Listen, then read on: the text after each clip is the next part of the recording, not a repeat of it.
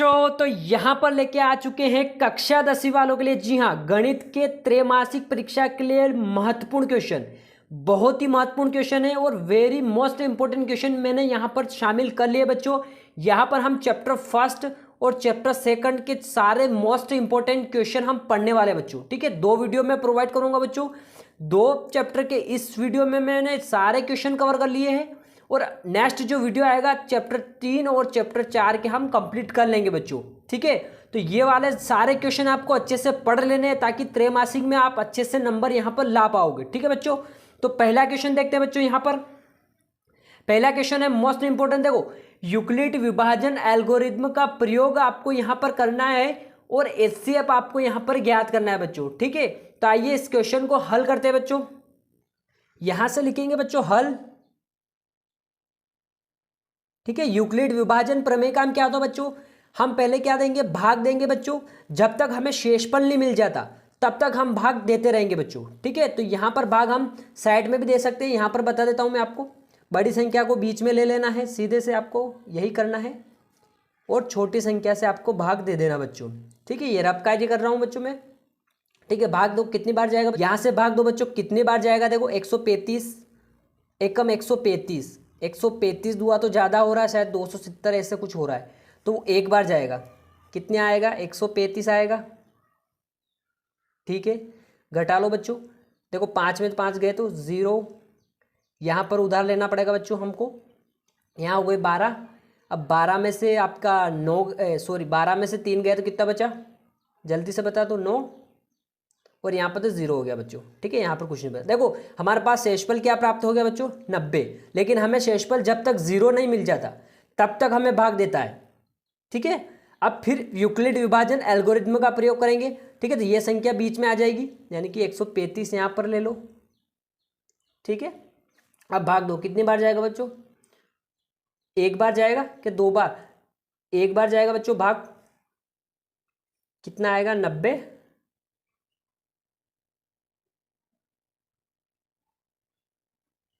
अब घटा लो बच्चों, तो कितना बचेगा बच्चों, यहाँ पर बचेगा आपका 45। ठीक है, फिर भी हमें शेषफल यहाँ पर 0 प्राप्त नहीं हुआ, फिर वही रिपीट करेंगे, यानी कि 90 को बीच में लाएंगे। यही यूक्लिड विभाजन एल्गोरिथम होती है बच्चों। अब भाग पूरा पूरा जा रहा है बच्चों, कितनी बार जाएगा, 2 बार, 45 दुआ 90। और यहाँ पर क्या बचा, 0 बच गया, यानी शेषफल हमारे पास क्या आ गया, 0 हो गया। तो हमारा जो हाईएस्ट एचसीएफ होगा वो क्या होगा, ये वाला होगा। ठीक है, 45। ठीक है, हम इसको कैसे लिखेंगे बच्चों, यहाँ पर लिख देता हूँ मैं। ठीक है, पहले हमने 225 का दिया था, कितनी बार, 135 से दिया था, कितने बार गया था बच्चों, गुणित 1 बार गया था, और शेषफल कितना बचा, प्लस का 90 बचे। ठीक है, उसी प्रकार फिर क्या लगाया था, 135 से, तो यहाँ लिख देता हूँ मैं 135 बराबर कितनी बार, देखो कितनी बार गया था आपका, 1 बार गया था। ठीक है, और कितना प्राप्त हुआ था हमें, 90, और शेषफल ये प्राप्त हुआ था, तो यही हम लिख देंगे। तो 90 गुणित 1 और शेषफल हमें मिला था बच्चों 45।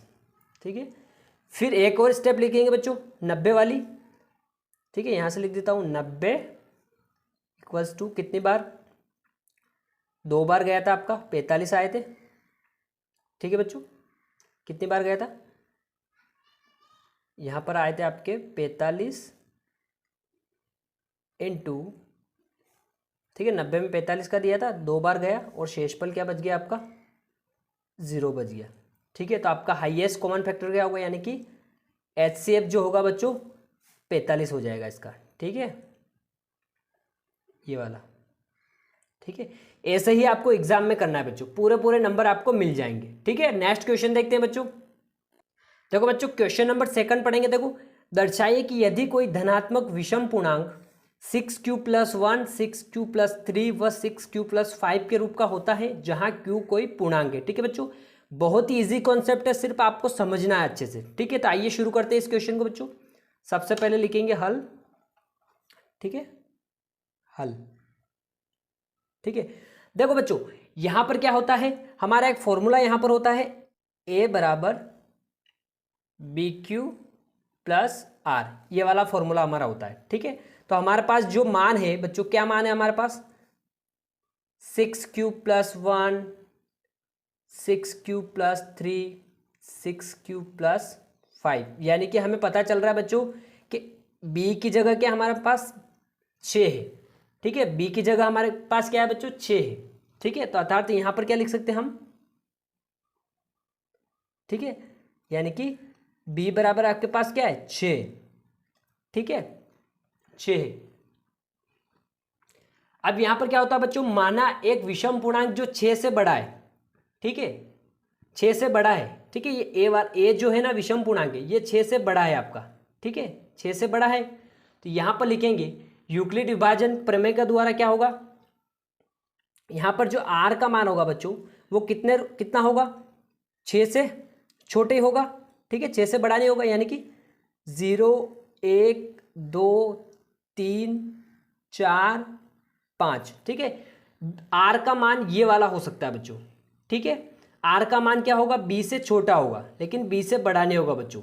ठीक है, तो यहाँ पर हमारे पास कितने केस बनेंगे, टोटल 6 केस बनेंगे। तो इन्हीं को हम पढ़ेंगे अच्छे से।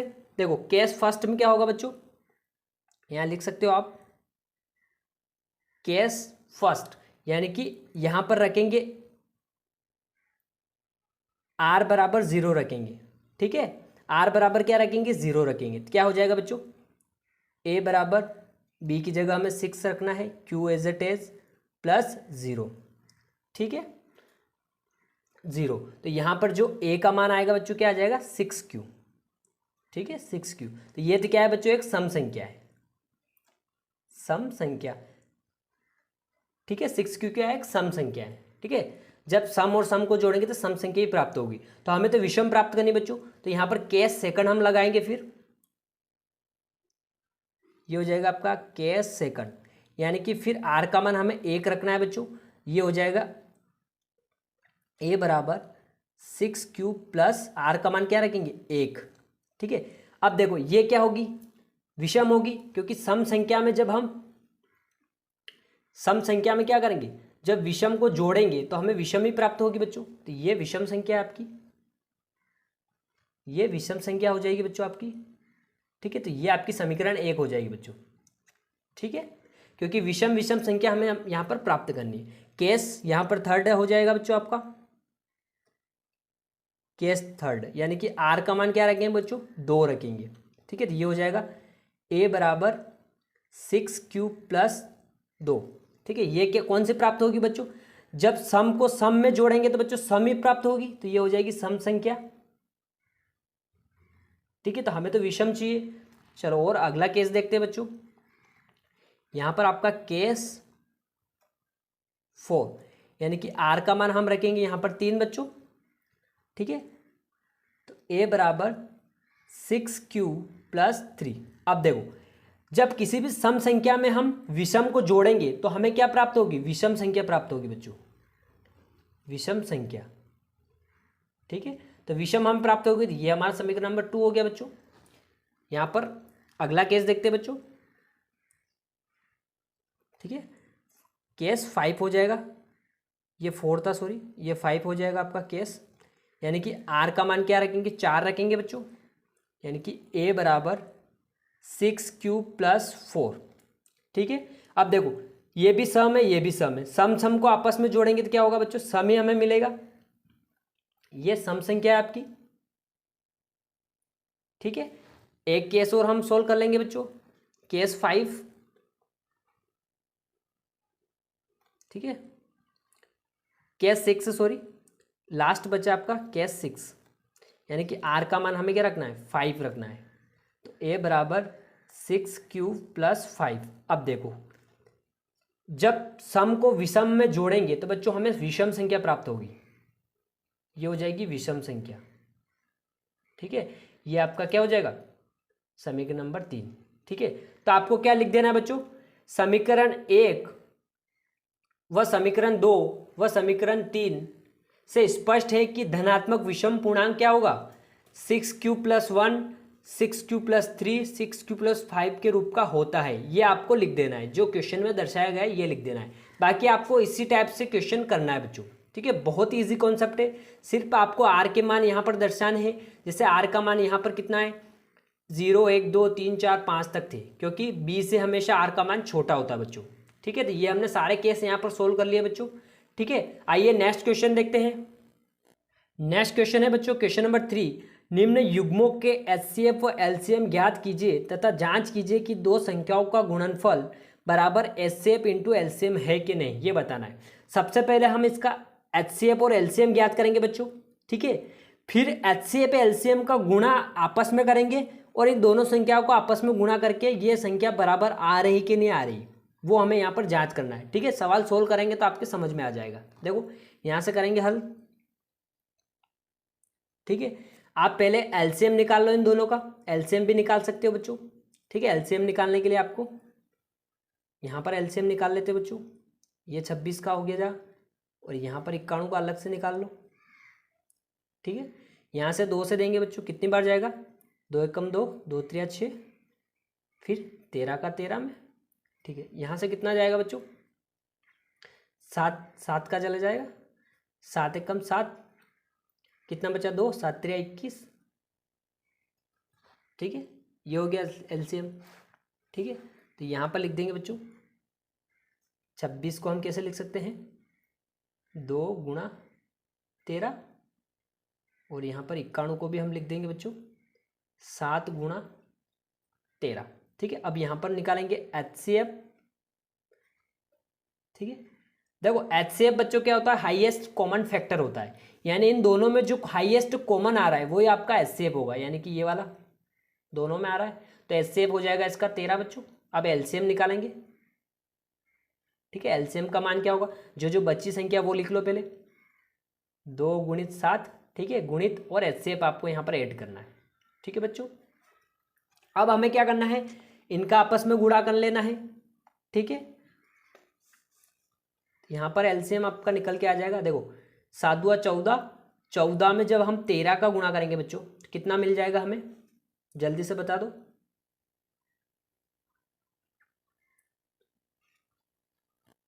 बता दो जल्दी से, तो मिल जाएगा हमें 182। ठीक है बच्चों, आइए इसको अच्छे से और समझ लेते हैं। ठीक है, हमारे पास क्या प्राप्त हो गया बच्चों, एचसीएफ मिल गया हमें 13 और एलसीएम मिल गया हमें 182। अब इन दोनों का आपस में गुणा करेंगे हम। ठीक है, और फिर क्या करेंगे, फिर इन दोनों संख्याओं का आपस में गुणा करेंगे, तो इन दोनों का जो मान आएगा बच्चों वो दोनों सेम होना चाहिए हमारा। ठीक है, तो यहाँ पर करेंगे बच्चों एलसीएम इंटू एचसीएफ। ठीक है, यहाँ पर कर लेंगे हम एचसीएफ इंटू एलसीएम, तो एचसीएफ है आपका 13 इंटू 182। ठीक है, जब इन दोनों का हम गुणा करेंगे बच्चों तो हमारे पास निकल के आएगा 2366। ठीक है, और फिर संख्या क्या थी हमारे पास, 26 91 बच्चों, ये वाली, तो यहाँ पर निकाल लेंगे हम 26 इंटू 91। ठीक, इसका भी मान क्या होगा बच्चों, सेम आएगा, तो 2366।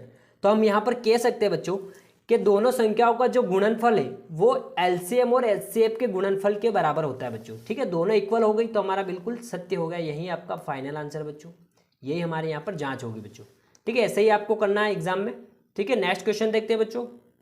नेक्स्ट क्वेश्चन क्या है बच्चों, निम्न पूर्णांकों का एचसीएफ और एलसीएम हमें यहाँ पर ज्ञात करना है बच्चों। क्या है क्वेश्चन, 12 15 21, इनका पहले एलसीएम निकालेंगे फिर हम एचसीएफ यहाँ पर निकालेंगे बच्चों। ठीक है, तीनों का एक साथ में। ठीक है, तो यहाँ पर पहले एलसीएम निकालने के लिए हमें क्या करना पड़ेगा बच्चों, एलसीएम निकाल लो बच्चों इस तरीके से, सबका अलग अलग भी निकाल सकते हो आप। ठीक है, देखो यहाँ से 2 से जाएगा 6 बार, 2 से जाएगा फिर 3 बार, और 3 से 1 बार, ये हो गया।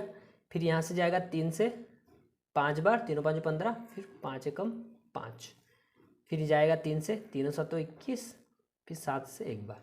ठीक है, लिख लो यहाँ पर। ठीक है, 12 के हमें क्या प्राप्त हुए बच्चों, गुणनफल 2 गुणा 2 गुणा 3। उसी प्रकार 15 के क्या प्राप्त हुए हमें, 3 गुणित 5।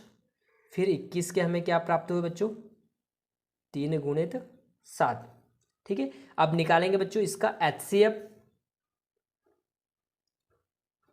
ठीक है, अब एचसीएफ क्या होता है, हाईएस्ट कॉमन फैक्टर। इन तीनों में कौन संख्या कॉमन आ रही वही आपका एचसीएफ हो जाएगा। देखो 3 यहाँ पर भी आ रहा है, यहाँ पर भी आ रहा है और यहाँ पर भी आ रहा है, तो HCF क्या होगा, 3 हो जाएगा आपका। अब निकालेंगे एलसीएम, ठीक है। अब जो बची वो संख्या लिख लो पहले, 2 गुणा 2, 2 गुणा 2, ठीक है, ये हो गया आपका। फिर क्या बचा था आपके पास, देखो 5 और 7 बचा था, तो गुणा 5 और 7, और आपका एक HCF आपको लेना पड़ेगा, ठीक है। जो HCF निकाला वो भी आपको ऐड एलसीएम में करना पड़ता है, ठीक है। अब इनका आपस में हम गुणा कर लेंगे बच्चों। देखो 2 2 4, 4 5 जो 20, 20 का गुणा करेंगे 7 से, 7 दूनी 14, 140, 140 का 3 में करेंगे तो कितना हो जाएगा, 420, 420, ठीक है। ये आपका एलसीएम हो गया, ये आपका HCF हो गया बच्चों। इतना इजी था क्वेश्चन, आराम से सोल्व हो गया बच्चों। ऐसे ही आपको एग्जाम में हल करना है बच्चों। आइए नेक्स्ट क्वेश्चन देखते हैं। नेक्स्ट क्वेश्चन है बच्चों आपका, निम्न द्विघात बहुपद के शून्य ज्ञात करना है आपको, और शून्य को तथा गुणांकों के बीच का यहाँ पर संबंध हमें ज्ञात करना है बच्चों, ठीक है। ये क्वेश्चन मैंने करवा दिए थे बच्चों, फिर भी मैं आपको डबल यहाँ पर बताने वाला हूँ बच्चों, और बहुत ही सरल विधि से बेसिक तरीके से यहाँ पर बताने वाला हूँ। तो आइए शुरू करते हैं, यहाँ से करेंगे हल, ठीक है। पहला क्वेश्चन क्या है आपका बच्चों, x² माइनस 2x माइनस 8, ठीक है। पहले हम शून्य ज्ञात करने के लिए हमें गुणनफल विधि का यूज करना पड़ेगा बच्चों। तो यहाँ पर क्या करना है हमें, 8 और x के गुणांक, यानी कि x के गुणांक और लास्ट वाला जो चर है आपका, इसमें आपस में गुणा करेंगे। तो 8 गुणा यहाँ पर क्या है, इसके गुणांक में कुछ नहीं तो 1 है, हमें क्या मिलेगा बच्चों, 8। अब 8 के ऐसे टुकड़े हमें बनाने हैं बच्चों कि हमें बीच की संख्या प्राप्त हो जाए, यानी कि -2 प्राप्त हो जाए, यानी कि 2 हमें मिल जाए बच्चों, ठीक है। 2 टुकड़े हमें यहाँ पर बनाने हैं, जिनको गुणा करने पे तो 8 आना चाहिए और जोड़ने घटाने पे हमें 2 मिलना चाहिए। तो वो संख्या क्या हो जाएगी बच्चों आपकी, 4 गुणित 2, देखो कितना आ रहा है, 8 आ रहा है, और जब 4 हम 2 माइनस करेंगे तो 2 आ रहा है बच्चों, बिल्कुल आ रहा है, ठीक है। हमें माइनस के 2 चाहिए बच्चों, तो हम क्या करेंगे, हम करेंगे -4 और +2, तो ये हो जाएगा आपका -2, ये वाला जोड़ा हमारा बनेगा, ठीक है। बेसिक तरीके से मैंने बताया बिल्कुल, ठीक है। जब बड़ी संख्या माइनस में होती है और छोटी संख्या प्लस में होती है तो माइनस का हमारा आंसर यहाँ पर आता है बच्चों, तो हमें माइनस के 2 चाहिए था। तो आइए ये वाला जोड़ा हम यहाँ पर रखेंगे इसको, ठीक है। आइए शुरू करते हैं यहाँ से, ये हो जाएगा x², फिर बीच में क्या है यहाँ पर माइनस है, ठीक है। अब देखो यहाँ पर लगाएंगे हम 4x साथ में चलने दो, फिर प्लस के 2x और फिर माइनस के 8, ठीक है। यहाँ तक क्लियर, ठीक है। अब यहाँ से कॉमन लेंगे बच्चों, यहाँ पर भी x है, यहाँ पर भी x है, ठीक है। हमारा क्या कॉमन आ रहा है बच्चों, x कॉमन आ रहा है, ठीक है। तो यहाँ से x कॉमन लेंगे तो यहाँ पर क्या बचेगा, x, फिर माइनस, यहाँ पर x कॉमन आ गया तो यहाँ बचा आपका 4, ठीक है।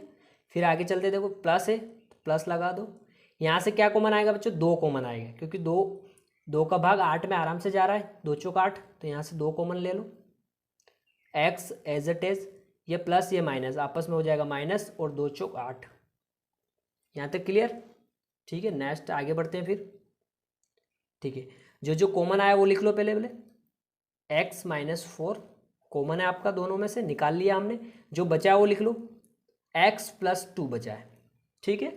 अब हमें यहाँ पर x का मान निकालना है, यानी कि 2 शून्यक निकालने हैं, तो इसके बराबर में हम 0 लगाएंगे, तब जाके हम शून्यक यहाँ पर प्राप्त कर पाएंगे, ठीक है। यहाँ पर लिखेंगे बच्चों x -4 = 0 और x + 2 = 0, ठीक है।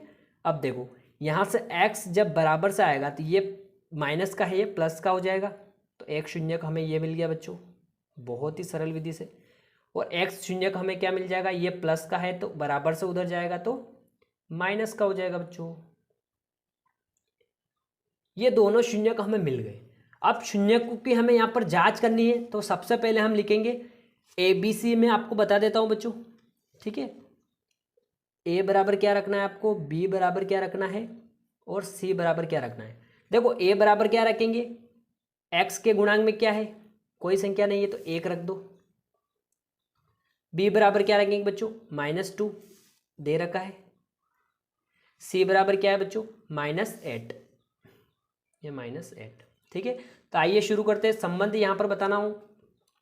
यहाँ पर लिखेंगे सबसे पहले शून्यकों का योग, शून्यकों का योग।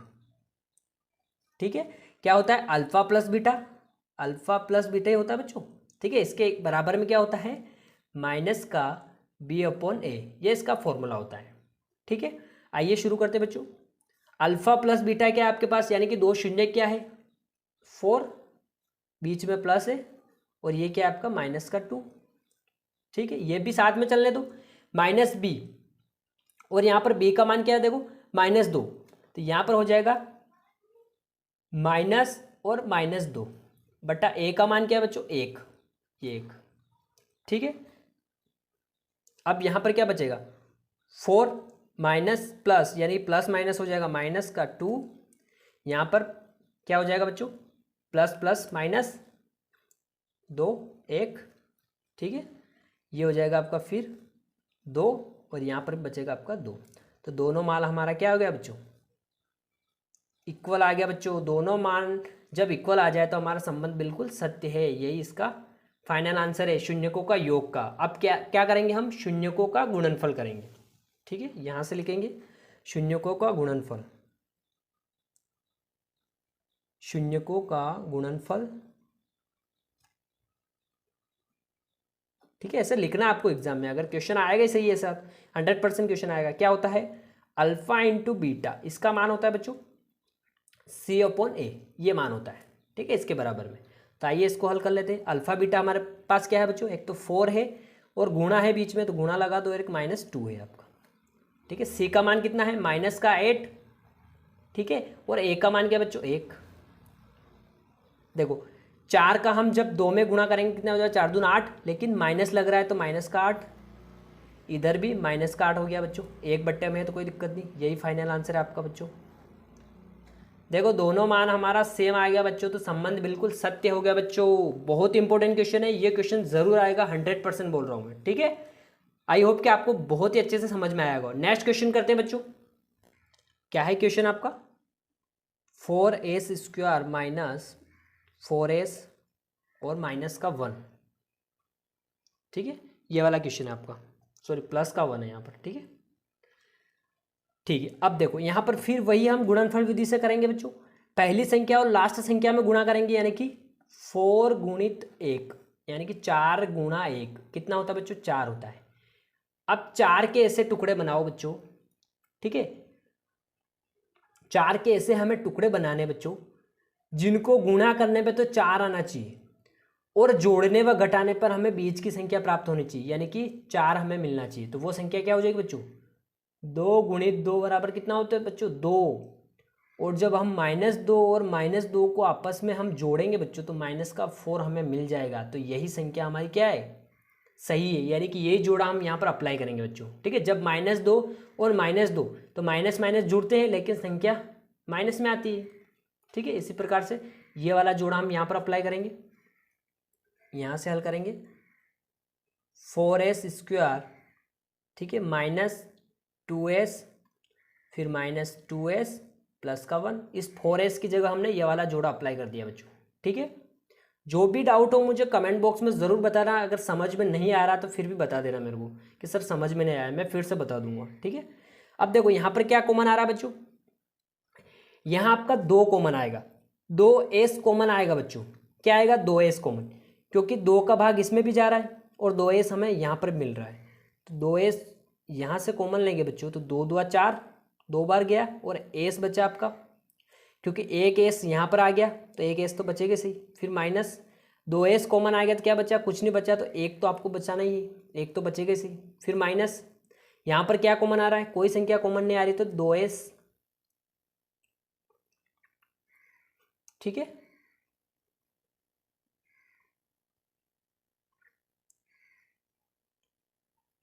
यहाँ पर एक कॉमन आएगा।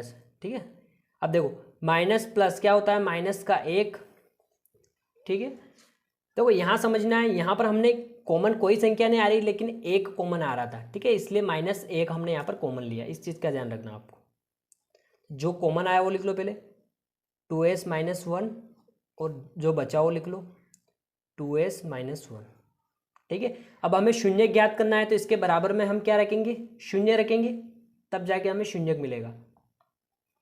तो 2as माइनस 1 बराबर 0, 2as माइनस 1 बराबर 0। ठीक है, अब यहाँ से as का मान निकालेंगे बच्चों।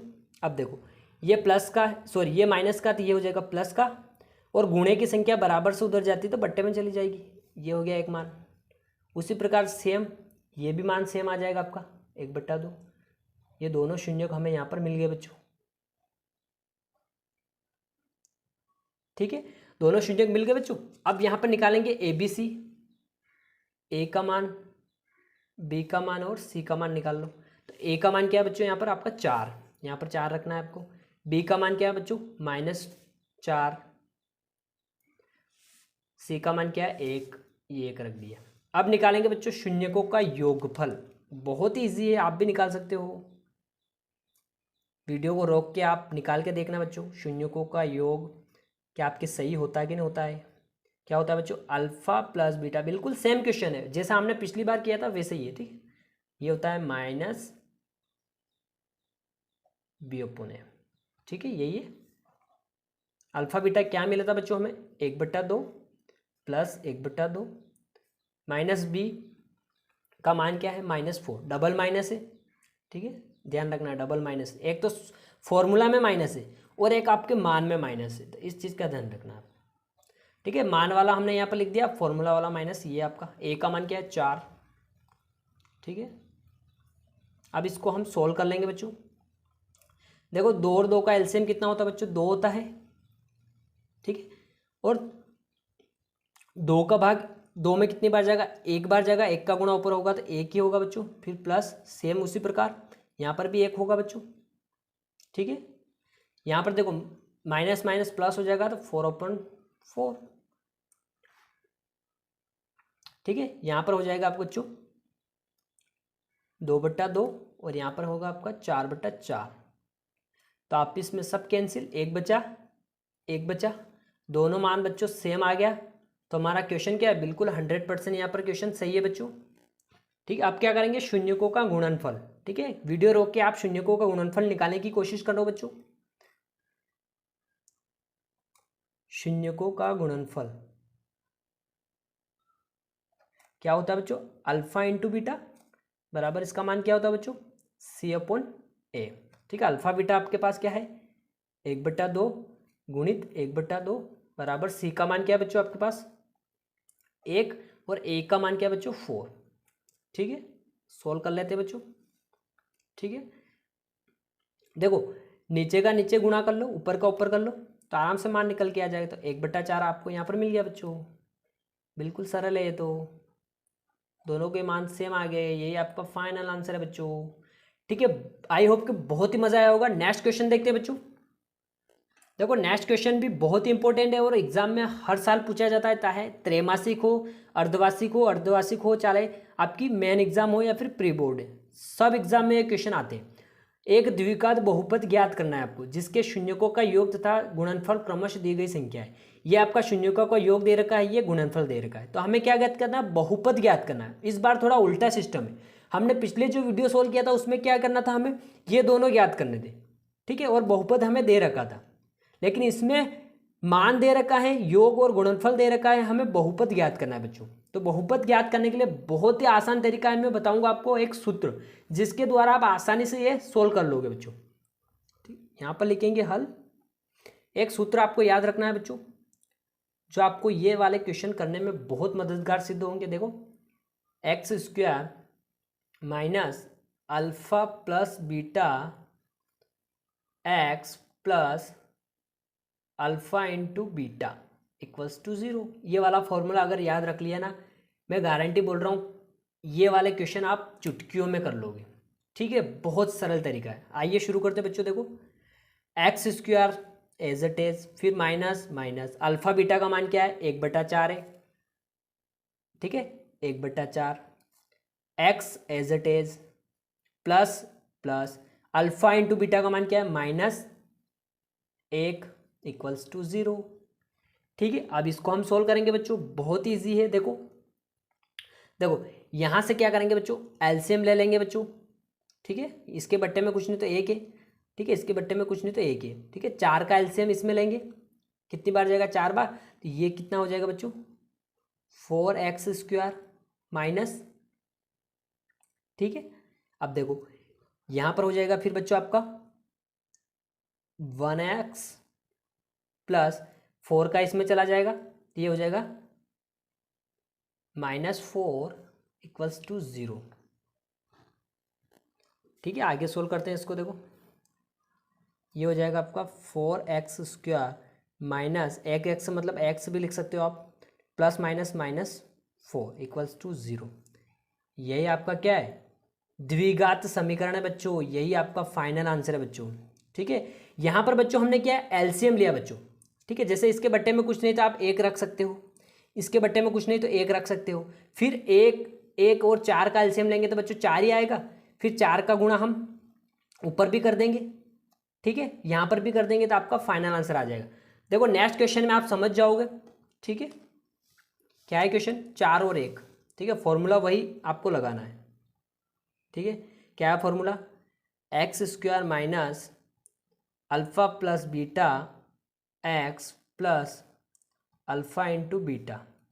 ठीक है, ये वाला, तो x² एज इट इज चलने दो, माइनस अल्फ़ा बीटा क्या है आपका, अल्फ़ा का मान क्या है, मतलब अल्फ़ा प्लस बीटा का मान क्या है 4x एज इट इज, बीच में फिर क्या है प्लस अल्फ़ा इंटू बीटा का मान क्या है बच्चों आपका 1, ये 1। ठीक है, तो आपका सीधा यहाँ पर मान निकल के आएगा बच्चों, यहाँ पर कोई झंझट आपको यहाँ पर करने की ज़रूरत नहीं है।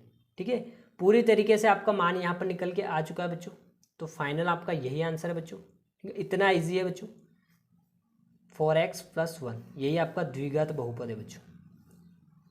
ठीक है, अब ये वाला क्वेश्चन मैं एक बार और आपको बता देता हूँ, जिन बच्चों को समझ में नहीं आया वो एक बार और बता देता हूँ मैं। ठीक है बच्चों, आपके लिए अच्छा रहेगा। ठीक है, यहाँ पर बता देता हूँ। देखो हमारे पास फॉर्मूला क्या था बच्चों, x² minus alpha plus beta x plus alpha into beta, ये वाला फॉर्मूला था। ठीक है, अब देखो सवाल पहला मैं कर रहा हूँ, यहाँ पर डबल कर रहा हूँ, x² as it is minus alpha plus beta का मान क्या था बच्चों हमारे पास 1/4, ये 1/4 x plus alpha into beta का मान क्या था बच्चों हमारे पास, कितना था -1। ठीक है, -1। ठीक है, अब देखो हमें एलसीएम लेके यहाँ पर सोल्व करना है, यानी कि इसके बट्टे में कुछ नहीं तो 1 लिख दो, इसके बट्टे में कुछ नहीं तो 1 लिख दो। अब इन तीनों का एलसीएम कितना आता है बच्चों, अब मैं बता रहा हूँ आपको, यहाँ पर इन तीनों का एलसीएम कितना आता है बच्चों, 4 आता है। कितना आता है, 4। ठीक है, अब 1 का भाग हम 4 में कितनी बार चला जाएगा बच्चों, जब 1 का पहाड़ा बोलो जब तक 4 नहीं आए, 4 बार बोलेंगे तो 4 का गुणा हमें ऊपर करना रहता है बच्चों, 4x² हो जाएगा। फिर माइनस 4 का भाग कितनी बार जाएगा, 4 में 1 बार, 1 का गुणा ऊपर हो जाएगा तो 1 कम 1 ही होगा, तो 1x। ठीक है, बीच में की क्या है फिर प्लस, फिर 1 का भाग 4 में कितनी बार जाएगा बच्चों, 4 बार, तो 4 का गुणा 1 में होगा तो -4। यहाँ तक क्लियर। ठीक है, अब देखो बराबर 0 चलने दो बच्चों। ठीक है, अब देखो 4x² minus x plus minus का 4। ठीक है, ये 4 जब बट्टे में है बराबर से उधर जाएगा तो इधर आ जाएगा, तो 0 के गुणे में चला जाएगा तो ये तो वैसे 0 हो जाएगा बच्चों, तो आपका फॉर्मल ये वाला निकल के आ जाएगा। ठीक है, आपका जो फाइनल जो आंसर होगा ये वाला निकल के आ जाएगा। ठीक है, ये 4 अब आप बराबर से इधर चलेंगे। ठीक है, आप कंफ्यूज मत होना, बिल्कुल ये 100% सही है, आप कोई दिक्कत नहीं। ठीक है, आप प्रैक्टिस करते रहना बच्चों, आराम से सीख जाओगे। ठीक है, तो मिलते हैं नेक्स्ट वीडियो में, चैप्टर 3 और चैप्टर 4 के इंपॉर्टेंट क्वेश्चन पर हम चर्चा करने वाले बच्चों। अभी के लिए इतना ही, थैंक यू बच्चों।